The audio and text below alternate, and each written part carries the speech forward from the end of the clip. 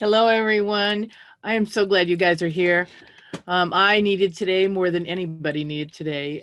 So I'm so glad you're here. I'm going to check in with everybody in 1 minute. I just have two housekeeping things I have to do before we start. One is I have to leave early today, and I apologize, but I didn't want to cancel our get together. I'm on a board of directors, and we have a meeting on Tuesdays at noon once a month. Who knew? I forgot. I was on it late last month and told myself I would remember to make sure that I push this to an hour earlier, an hour later.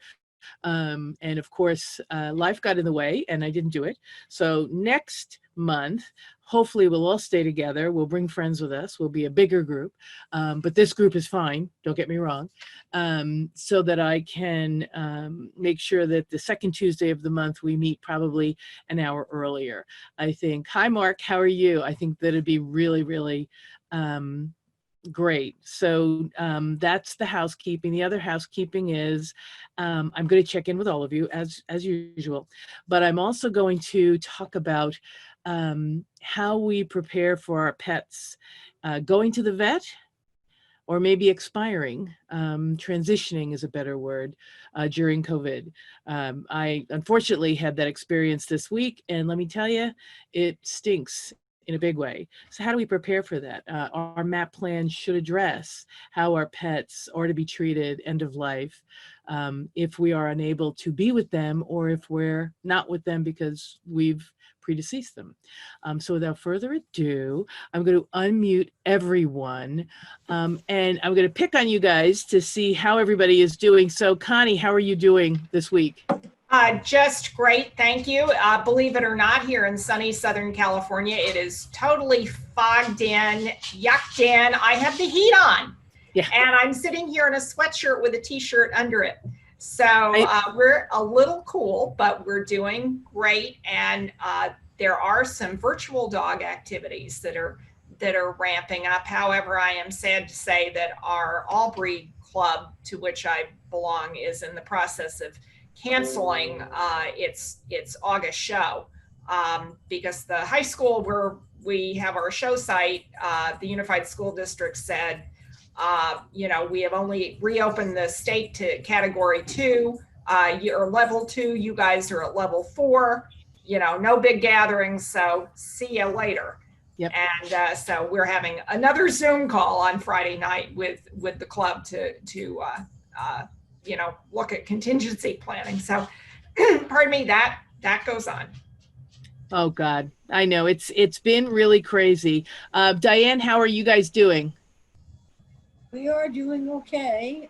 We are still warm. And can I ask you if you would consider an hour later instead of an hour earlier for that meeting? Because that would be 8 a.m. here. You know what? I might have to do it 2 hours later then, because I think this board meeting always runs about 2 hours. So that'd be fine. Well, I'll make sure to talk about it. Right now, morning is the only time that we can really be outside playing and enjoying the weather, because by 9 o'clock it's getting warm. So I absolutely, I will take a poll of everyone, and I think everyone, because we are such a great group, everyone will probably be able to make that happen. And I'll make sure I block out 3 o'clock, maybe New York time, which would be noontime, your time. And by then it'll be hotter than the blazes and you'll be inside anyway.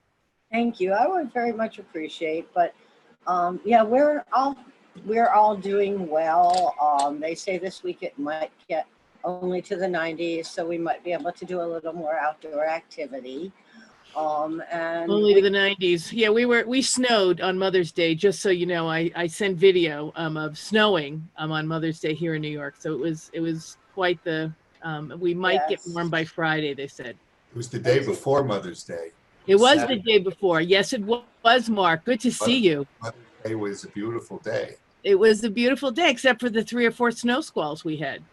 No, that was the day before. On Saturday, right? We had 3 or 4 snow squalls. I mean, huge snow squalls. I only saw one. Wow. Are you in Westchester or the city? I'm in Upper Manhattan. Yeah. So in Westchester County, we had snow on the ground when I woke up, because I'm in Pleasantville. We had snow on the ground when I woke up, the grass, not the ground, excuse me. And then we had 3 big, huge snow squall clouds come over and drop like a ton of snow that didn't stick, but still I was out there like Nanook of the North with my 2 dogs walking going, and this is a good idea because of why? You would Between drop 5 it. and 6, I was on a Zoom with some friends, one couple of which lives in Westchester. And then at one point, the wife says, "Look, it's snowing outside," and it was fine here. Yeah. I'm right near the George Washington Bridge, just a few So you're blocks pretty north, yeah. here, yeah. But it was fine here. And then little later on, all of a sudden, everything just became white out there, and it was like a hailstorm. Yeah. And then 5 minutes later, The sun the was sun out. was shining again. Yeah. Well, if you'd like to drop some of that in my yard, I would sure appreciate that. Where are you? I'm in Arizona. Arizona. I could use both the water and the cool. It would be just Absolutely. fine. Yep. But Deb, speaking of what you were speaking about, with unfortunately people losing dogs, I also encountered an interesting or not so interesting situation. I got a phone call on Tuesday from one of my puppy buyers that unfortunately she had lost the dog she bought from me at the age of 5 very suddenly. And their birthday was Mother's Day Sunday. And of course she was devastated. And it's a whole different ballgame trying to find her a puppy or a dog when I'm so restricted by distance and what's open and where she could potentially drive to get a puppy. I spent literally hours on the phone with breeders and hours on the phone with her. And it was a very emotionally exhausting experience for us all. Well, Diane, thank you. I'm going to actually touch on that as well today because it is about how do we maneuver not just the care of our pets, but the care, because if we are preservationist breeders and we provide people with a certain kind of dog they might want, how do we do that now in COVID? Because we used to just go up to Massachusetts and so has one, but now I can't leave New York. I just need to tell you, Mark and I are in, ground zero. So if you have New York license plates on your car and you leave New York, there are different frowning levels on what exactly is going to happen. So let me check in real quick with Sally, and then I'm going to go to you, Mark, and hear how you're doing. So Sally, how are you doing? We're great. We're just watching baby squirrels run up and down the trees. So life is very exciting here. Yeah, I know. Baby squirrels, they're my nemesis with Junie, I have to say. It's, my shoulder will never be the same. I'm just saying. Yes. And Mark, how's the city? Where are Quiet. you? Oh, you're in Westchester. I'm in That's what you Westchester. said. Yeah. Yeah. Well, I was in Central Park on Sunday and Fort Tryon Park on Sunday. It was a beautiful day, bicycling and walking. I wish I could just go to my office, and have my life like it used to be. Getting up in the morning and putting on a suit and going down in the subway to Midtown and going to my office and coming back home at night and and helping clients that way. And it's got to be, I know for us as attorneys helping clients, this new manner, I actually Zoomed a lot in the last 8 years, but for my colleagues, that wasn't the way they practiced at all. So this has been such an eye-opener. And so I'm so glad you're here because this group actually works on helping each other navigate this new normal, as well as making sure they have a plan. I just actually got a client who's based in LA, who lives in New York as well, who's creating his estate plan. And he said, I asked my attorney about, what to do to take care of my pets if my wife and I get divorced or if something happens to us. And they really didn't have any idea. And I went on the internet and there you were. And I said, well, because I help people understand how to write that program outside of their will. So when they change dogs, they don't have to change their will. They don't have to change their pet trust. They just change what's referred to in their pet trust. And Connie knows about this, and Sally knows about this, and Diane is learning about it, is the MAP plan, where you build this plan that, you make the plan, you address the needs of each pet, so that if somebody's stepping into your shoes because you're sick with, God forbid, COVID or something else, or you pass away, people can step into your shoes. They know what your pets are like. They know what you want done with your pets, because you've given it to them and you've talked to them about it, as opposed to what we used to do. A lot.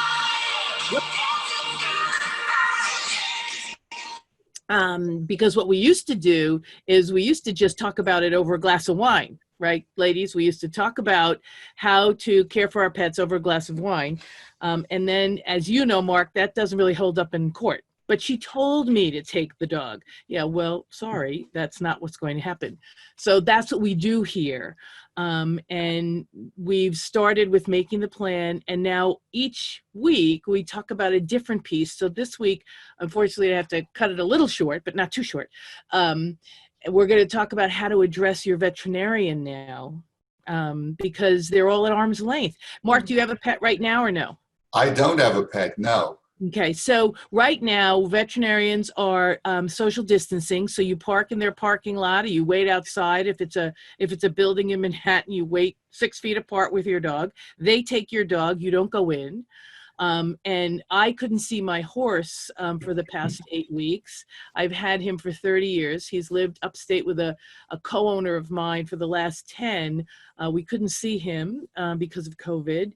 And he was injured, had surgery, and unfortunately the surgery was a success, but because he was 30, he didn't make it out of surgery. So it was a devastating event for Morgan and I, Monday, Tuesday, Wednesday, because he was hurt on Monday. We treated him for his eye injury Tuesday. The recommendation was to take the eye on Wednesday, and we lost him Wednesday night, which was devastating. And I'm only holding it together by a thread. But here we are in COVID, and we couldn't even say goodbye to him. Nope. But it's like when people die, you can't have funerals. Right. Yep. You can't have funerals. You can't even say goodbye. I mean, and they were just talking on television this morning about how much PTSD the nursing staff and the healthcare workers are suffering, because they've never met the family because they can't come in. They've barely met the person who's suffering. And then they have to be the person to say goodbye to the person. It's just going to have, I think, far-reaching effects. But how do we as pet owners create that program that we want, that plan that we want, when we address the needs of our pets? If our pets are sick, I know when I do the weekend program, I always talk about this. So if your pet is sick, what do you want? Do you want heroic efforts? If, say, they have osteosarcoma, do you want their leg cut off? If they're young, maybe you do. If they're older, maybe you don't. But if you don't address it, nobody's going to know. If your horse has an eye injury and then starts seizing after surgery, do you want them to do heroic efforts? If he was younger, I likely would have, but he was 30, and the trauma on his body of each seizure was ridiculous. It's like a living will for the animal. Absolutely, absolutely. And so most, I was at We don't have healthcare proxies. It is, but we do it outside the will, so that, and outside the, and refer to it in the will. So the most recent MAP plan. So the attorney knows that their client is creating a MAP plan. By reference, they put it in the will, they put it in the pet trust. And then they set aside monies to cover, because as you know, it takes a little while for wills to be probated or for wills to be effectuated. You actually need a living will outside or a pet trust to take care of the immediate needs of the pets, the immediate transportation of the pets. And so that's what we're doing here. This group has come together every Tuesday almost since the beginning of COVID to talk about the things that they've noticed, and also to provide some camaraderie, because we're in this together, and the only things that I know are helping us. Hi, Michelle, welcome to the crew. The only thing that's keeping us all together is the fact that our pets are really keeping our brains screwed on. I mean, quite frankly. So Thank you. Thank you all for coming. So Michelle, welcome. We're going to be a little abbreviated today because I unfortunately have a board meeting. You know about those things. Oh, yeah. Yeah, how that And goes. it's the second Tuesday of every month, and I need to move this later, the second Tuesday. So I'll make sure if we're still all meeting, which I hope we are, the next month I'll move the second Tuesday to like 3 o'clock, if that works for everyone, because that way I can attend this board meeting. But I wanted to check in, and Michelle, I was talking to everyone about something that we hadn't really talked about, and that was taking your pet to the vet during COVID. Has anyone had to do that? Yeah. You did, right? And you did, Connie. Yep. And how did you feel during that? I mean, it's something that we never talked about when you made the MAAP plan, because who knew a pandemic was happening? Well, my vet, fortunately, is right down at the bottom of my hill. So, you know, literally within walking distance, but we take the car now. I have taken my dogs in for, you know, regular vaccinations, and also my 10-year-old girl just went in for her annual senior wellness exam. What we've been doing in SoCal, and I know all over the country, is we sit in the parking lot, as you said, and a vet tech comes out. You call into the reception desk and say, I'm here for my appointment. A vet tech comes out, takes your dog, you take the collar and leash, they put the dog on a slip lead from the hospital. Everybody's got masks on. They take the dog in, then your vet calls you on the cell phone and talks to you and gives you the results of the exam or whatever procedure you're having done. And then hands you back to the receptionist. You give your credit card number over the phone, and then you get your dog back. Yeah. Now, I want to bring up a couple of things that you triggered in my mind, Deborah. First of all, a lot of the veterinary hospitals in Southern California are seeing, and I'm sure across the country, you're seeing animals only on emergency bases. For instance, I have a lot of friends out in the Palm Springs area. We have a whole Wheaton colony out there. Don't ask me why, because we are a heat sensitive breed, but that's another story. At any rate, a lot of their vets, most of their vets out there will see a dog or a cat only on emergency bases. Another issue, preservation breeding, and this is what triggered the thought in my mind. A lot of people did breedings before we all went into lockdown, and now they're having pups. Yeah, we know, and or they have pups on the way. And there is the issue of prenatal care, delivery, and then postnatal care of the pups and the mother. God forbid she gets mastitis or something else. Yep. You know, how do you get to your repro vet? My very best friend, who in fact was my breeding partner, my last litter, you're hearing the mom right now, just did a breeding, and her bitch is pregnant, and she's going to be delivering in about 5 weeks. She just had the ultrasound. So she has to drive 2 hours from Palm Springs into Pasadena to our common repro vet, and she's going to have a C-section. Yeah. So that's going to be wild and crazy. And my girlfriend is 75 years old. Yep. I know the preservationist breeders aren't getting any younger, Connie. No. So, you know, there are all those issues in the zone, and I am hoping to bring her in on the next call. I hope so, because there's a lot she can do for planning, and I would love to help her, because, you know, God forbid something happened and she can't get there. What should she do with local vets to alert them, and have the local vet speak to the repro vet in the event she can't get there? Because 2 hours, that's a long haul. She's going to have a girlfriend go with her, obviously, to bring the puppies home. She's a widow. She lives alone. So, you know, she's right in the zone. Yeah, and when we have puppies, we should share with everyone, because I know Diane knows as well. When we have puppies, we have an army. that come live with us. And COVID has really created army-less litters. And so you're exhausted because people can't come. I was very lucky to have a colleague of mine, a friend of mine, come right as they shut the door from Maryland. And she didn't leave for 6 weeks, which I have to tell you can drive people nuts, because usually you have them for 2 or 3 weeks. The puppies are good. You're good to go. 6 weeks.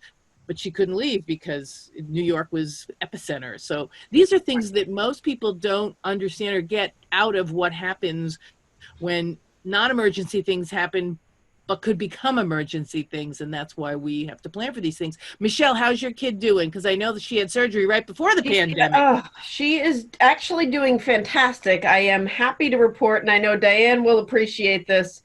For the first time since this whole ordeal happened, her bilirubin numbers are in normal range. So I'm thrilled to pieces. And I also wanted to apologize. I do want to follow up with Diane and Deborah. I know I've been meaning to, you guys sent an email and I've been meaning to follow up with that, but that's a story for another day. But I do plan to connect. But yeah, so I had the unlucky situation of my dog coming down with leptospirosis and going into kidney and liver failure in the middle of all of this in the lockdown. So she had it went to Penn.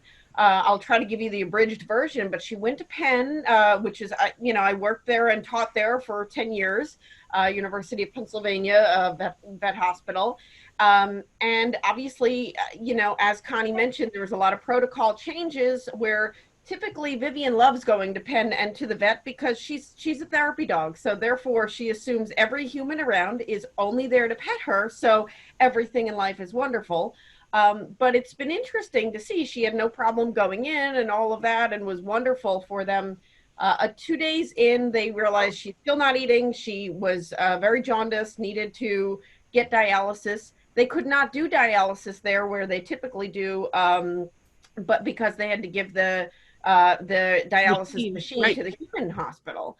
And also their hemodialysis clinicians came down with COVID. So they were home and not. So that's something to think about too, is those with the expertise may not be available to treat our animals at a time that we need to. That, you know, Penn was always my go-to. I have my local vet for vaccines and things like that, but Penn was my go-to for all the big stuff. And I never thought in my planning, I need to have a backup plan for my backup plan. So that's, you know, that's now a new contingency that's adding into my plan. And I know we've been discussing sort of what are the things to add in there. Luckily they knew, you know, someone at North Star, Dr. Berkowitz in Central Jersey, they do hemodialysis there, and they warned me even in the discharge order, said, you know, basically your options are dialysis or euthanasia, and we can't do dialysis here at this point. So your only option is hoping that North Star can take her, and also even putting in the discharges saying that it's very possible we may decide to do it, and they may have to give their machine away tomorrow. So it may not even be possible. So I was starting to look at, all right, what are the other states around and what states am I allowed to drive to, you know, given all of the lockdowns. Luckily they did dialysis. She had 2 days of hemodialysis. They expected to go up to 2 weeks of it, but she did amazingly well. It worked. We were so lucky. We got her back a few days later, and little by little her numbers are getting better. But there's definitely a lot to consider with it. Also thinking about behaviorally. So my dog is amazing and wonderful, and that's why she's a therapy dog and one of the therapy dog ambassadors for the National Dog Show. And she's never been afraid of vets. But when I brought her in on Friday, I was surprised when they brought her back to the car and said, in the future, you may have to even consider, you know, trazodone or something before a vet visit. She was behaviorally fine, but she was scared. She was, you know, tail between her legs and, you know, didn't give them any kind of problems or anything like that, but was sort of more reserved. And that caught me off guard because that is not ever her behavior.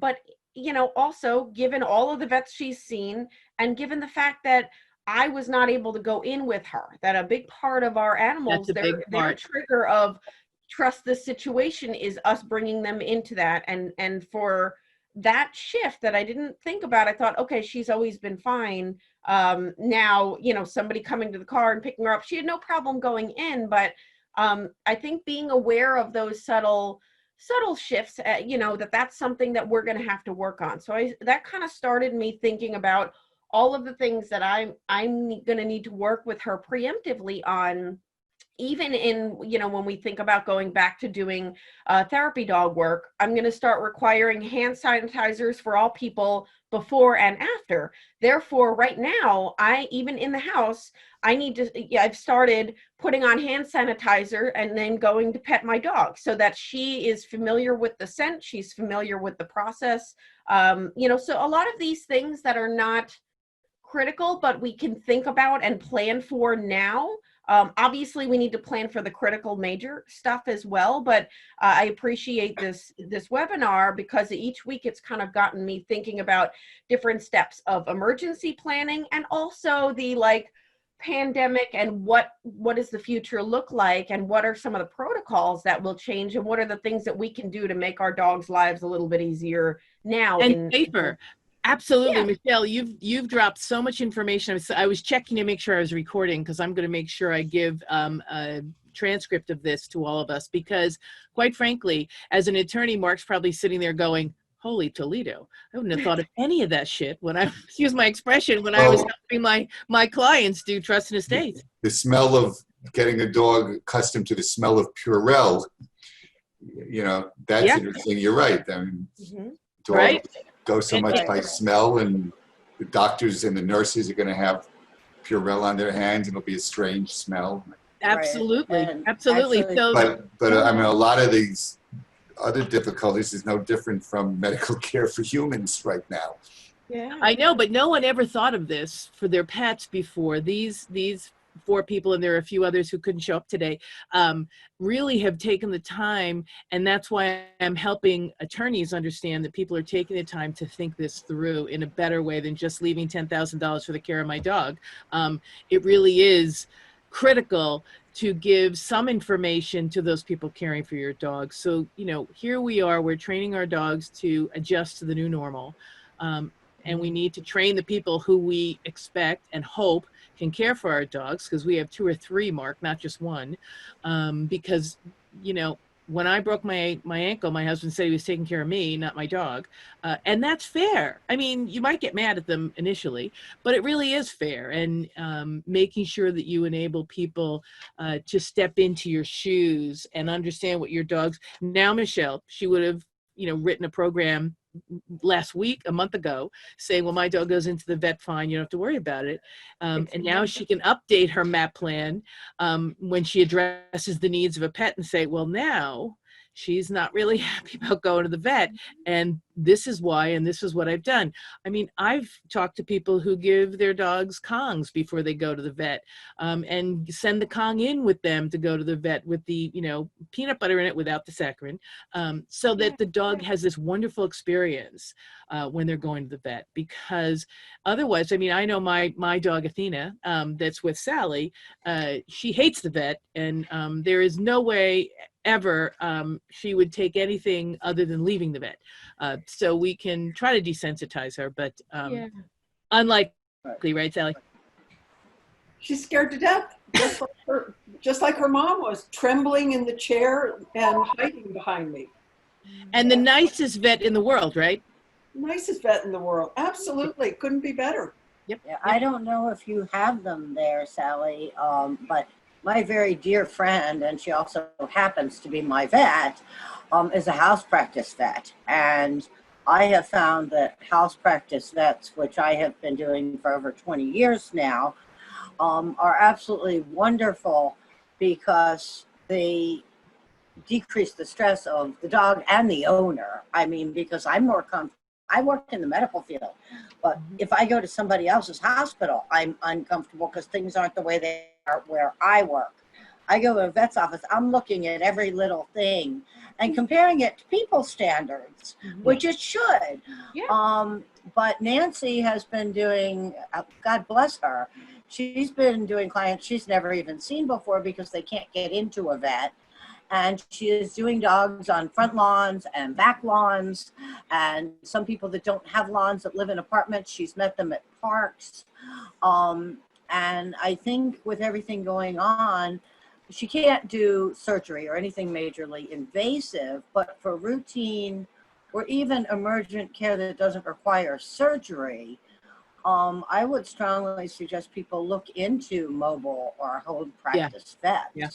And you know what, vets can and have been, because I'm on the vet group as well, they have been looking at mobile people to help them. So there's a hand in glove. And I apologize. I'm going to wrap it up because I have to get to that board meeting. My apologies. I look forward to seeing all of you next Tuesday. Stay well.